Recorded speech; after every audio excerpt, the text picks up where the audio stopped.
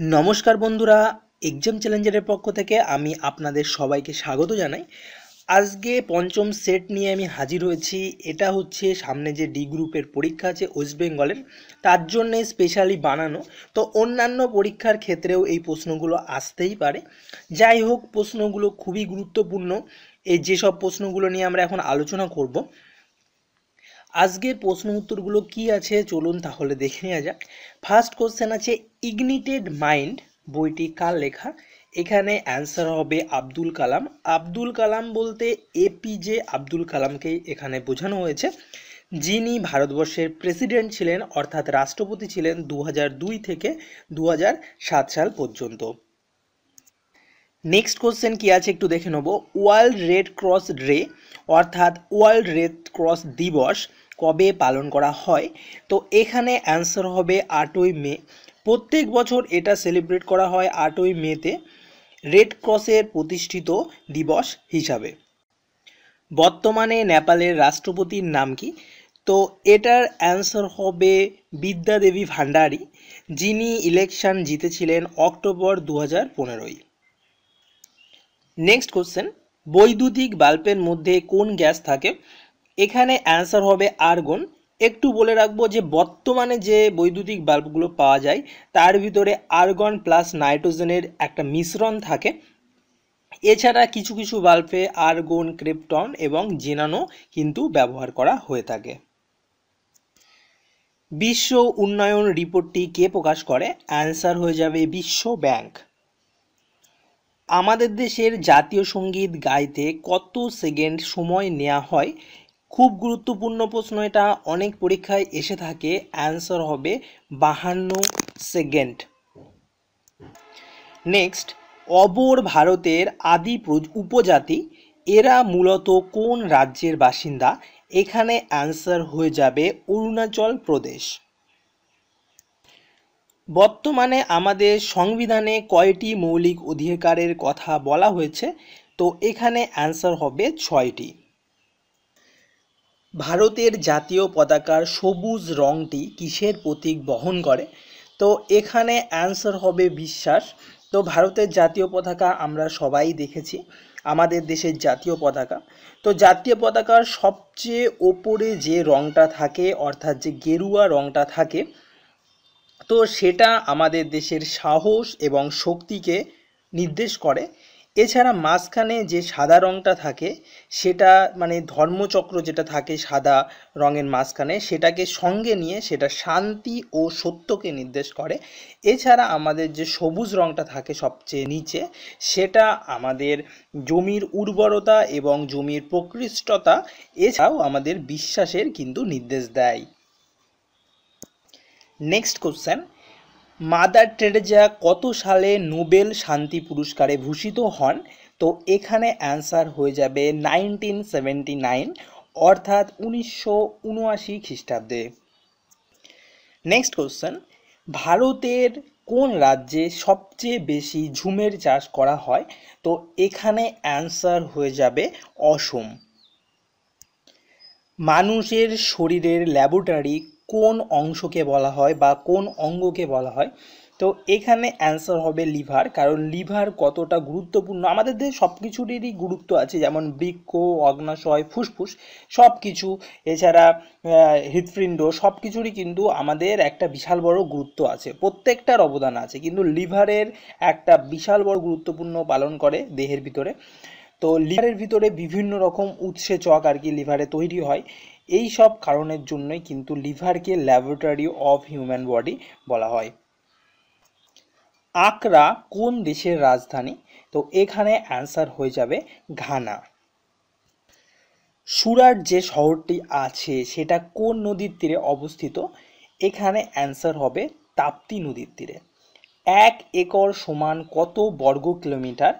সেটা যদি আমরা বিচার করি তাহলে হবে হচ্ছে 4047 বর্গ কিলোমিটার। লাফিং গ্যাসে কি থাকে? তো লাফিং গ্যাস যেটা সেটা হচ্ছে নাইট্রাস অক্সাইড, নাইট্রাস অক্সাইডকেই আমরা লাফিং গ্যাস বলে থাকি। এই গ্যাসটাই কি হয়, এটা যদি কোনো আবহাওয়া মণ্ডলে ছড়িয়ে পড়ে, সেইখানে যদি কোনো মানুষ থাকে তাহলে তার ভিতরে হাসির একটা উদ্বেগ হয়ে থাকে। একজন সাধারণ মানুষের মিনিটে কতবার হৃদস্পন্দন হয়? অ্যান্সার হবে 72 বার। বৃক্কের কার্যগত ও গঠনগত একক কি? অ্যান্সার হবে নেফ্রন। দেখুন এখানে কিন্তু মাঝে মাঝে অনেকে, এটা সহজ প্রশ্ন পুরোপুরি, কিন্তু অনেকেরই একটু কনফিউশন হয়ে যায় যে বৃক্কের গঠনগত ও কার্যগত একক নেফ্রন আর স্নায়ুতন্ত্রের গঠন কার্যগত একক হচ্ছে নিউরন। তো এই নেফ্রন নিউরনের মধ্যে কিন্তু অনেকের কনফিউশন হয়ে যায়। পশ্চিমবঙ্গ রাজ্যটি কত সালে গঠিত হয়? তো বন্ধুরা আমি এর আগেই বলেছিলাম যে ম্যাগাজিনে কিছু কিছু ভুল থাকে, সেটা সংশোধন করে নিতে হয়। তো যাই হোক, এখানে অ্যান্সারটা একটু ভুল আছে এখানে। তো অ্যান্সারটা হয়ে যাবে 1956 সালে। 1956 সালের 1 নভেম্বর ওয়েস্ট বেঙ্গল গঠিত হয়েছিল বা পশ্চিমবঙ্গ গঠিত হয়েছিল। নেক্সট কোশ্চেন, ভারতবর্ষের উচ্চতম জলপ্রপাত কি? তো এখানে অ্যান্সার হবে যোগ জলপ্রপাত, যেটা সরবতী নদীর ওপরে অবস্থিত। আর সবচেয়ে বড় কথা, এটার উচ্চতা হচ্ছে 829 ফুট। রকেটের কার্যনীতি কি? রকেট নিউটনের তৃতীয় গতিসূত্রের নিয়ম মেনে চলে। নিউটনের তৃতীয় গতিসূত্রে বলা আছে যে প্রত্যেক ক্রিয়ার সমান ও বিপরীত প্রতিক্রিয়া আছে। রকেটের যে আগুনের স্ফুলিঙ্গ বের হয় নিচ দিয়ে, সেটা ক্রিয়া বল প্রয়োগ করে, ফলে একটা প্রতিক্রিয়া বল রকেট পায়, যার ফলে রকেট ওপরের দিকে উঠে যায়। অস্ট্রিয়ার রাজধানী কি? অস্ট্রিয়ার রাজধানীর নাম হচ্ছে ভিয়েনা। দ্বিতীয় পঞ্চবার্ষিকী পরিকল্পনায় কিসের ওপরে জোর দেওয়া হয়? অ্যান্সার হবে শিল্প। ভারতের সবচেয়ে বেশি আখ কোথায় উৎপন্ন হয়? অ্যান্সার হয়ে যাবে উত্তরপ্রদেশ। ভারতের প্রথম আইসিএস উত্তীর্ণ হয় কে? তো প্রথমে বলে রাখি, আইসিএস এর মানে হচ্ছে ইন্ডিয়ান সিভিল সার্ভিস। সেখানে উত্তীর্ণ হন সুরেন্দ্রনাথ ব্যানার্জি। দক্ষিণের গঙ্গা কোন নদীকে বলা হয়? অ্যান্সার হয়ে যাবে এখানে গোদাবরীকে। পশ্চিমবঙ্গে সবচেয়ে বেশি বৃষ্টিপাত হয় কোন জেলায়? অ্যান্সার হবে জলপাইগুড়ি জেলায়। এবার যদি প্রশ্ন আসে পশ্চিমবঙ্গের সবচেয়ে কম বৃষ্টিপাত হয় কোন জেলায়, সেক্ষেত্রে কিন্তু অ্যান্সার হয়ে যাবে পুরুলিয়া জেলার, কারণ পুরুলিয়া জেলায় সবচেয়ে কম বৃষ্টিপাত হয়। মালদা জেলার সদর দপ্তর কোনটি? অ্যান্সার হবে ইংরেজবাজার। সিদ্ধা প্রথা কে চালু করেন? সিদ্ধা প্রথা চালু করেন বলবন। সিন্ধু সভ্যতার কোথায় শস্যাগার পাওয়া গেছে? তো এখানে অ্যান্সার হবে হরপ্পা। গুগল এর সিও কে? এটা কিন্তু মাস্ট, মানে জানাটা উচিত বলে আমি মনে করি, কারণ এক্সাম চ্যালেঞ্জার সমস্ত ভিডিও পাবলিশ করে ইউটিউবে, আপনারাও ইউটিউব থেকেই দেখেন। তো যাই হোক, ইউটিউব গুগলেরই একটা অংশ। গুগলের সিও হলেন সুন্দর পিচাই। কলকাতা বইমেলার 2017 এর থিম কি ছিল? অ্যান্সার হবে কোস্টারিকা। ভারতের গণপরিষদের অস্থায়ী সভাপতি কে ছিলেন? অ্যান্সার হবে সচ্চিদানন্দ সিনহা। ভারতের রাষ্ট্রপতির ন্যূনতম বয়স কত হতে হবে? অ্যান্সার হচ্ছে 35 বছর। দ্বিতীয় বৌদ্ধ সম্মেলন কার আমলে হয়ে থাকে? অ্যান্সার হবে কালা শোক। নেক্সট কোশ্চেন হবে, কোন যোজনায় কেন্দ্রীয় সরকার বিপিএল পরিবারভুক্ত মহিলাদের বিনামূল্যে এলপিজি সংযোগ দেবে? তো অ্যান্সার হবে উজালা যোজনা। ভারতীয় সংবিধানের রক্ষাকর্তাকে? ভারতীয় সংবিধানের রক্ষাকর্তা হচ্ছে সুপ্রিম কোর্ট। সহ্যাদ্রি পর্বতমালার আগের নাম কি ছিল? অ্যান্সার হবে পশ্চিমঘাট পর্বতমালা। তাপের এসআই একক কি? এখানে অ্যান্সার হবে জুল।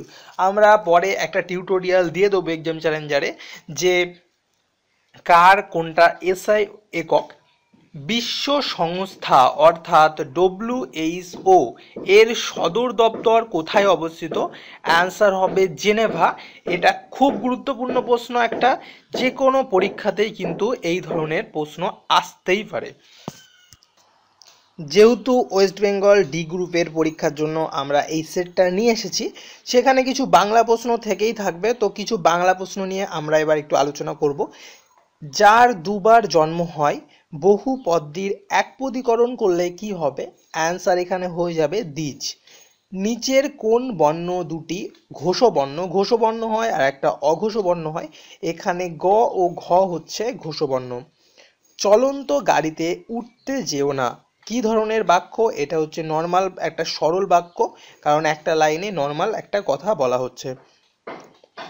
চিক্ষমিষা কাকে বলা হয়?